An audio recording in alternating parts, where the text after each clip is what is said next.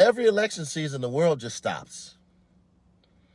It stops as we focus solely on putting our money, time, energy, and effort into who will be the next public servant to lead us. As we find ourselves at the end of this election season, it's essential we take a moment to reflect on the potential dangers of focusing on the political landscape solely while neglecting the unique gifts that God has bestowed upon each of us.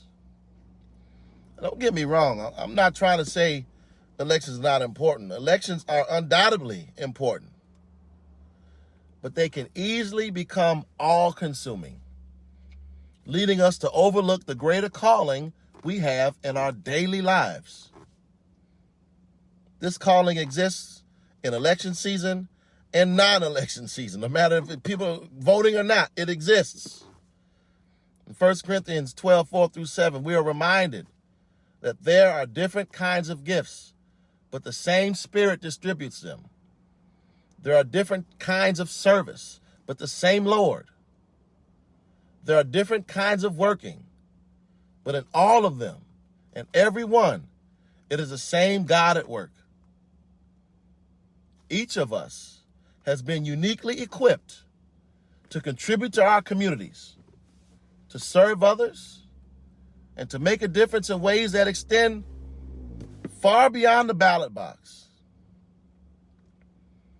When we become overly fixated on elections, we risk falling into a mindset of waiting and depending upon external changes to bring about the solutions we seek when the solutions are actually in us, given by God. This can lead to a sense of helplessness or frustration, as we may feel that our personal contributions are insignificant in the grand scheme of political outcomes.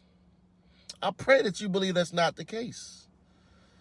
This perspective can blind us to the reality that God has called us to act in the here and now, using our gifts to create change in our families, our neighborhoods, and beyond.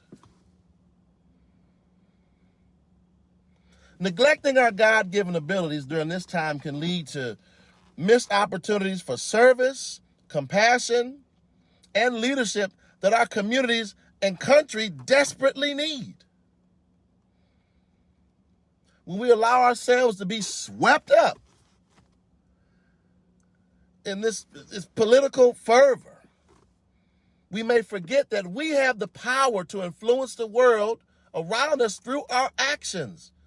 God gave us this power.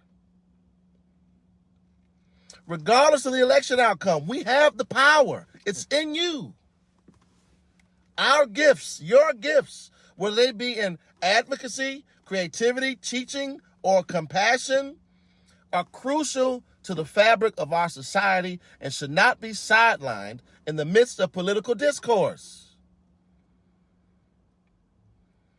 So as we engage in conversations about the future of our country, let us remember that our responsibility as Americans, our responsibility as followers of Christ, extends beyond the voting booth.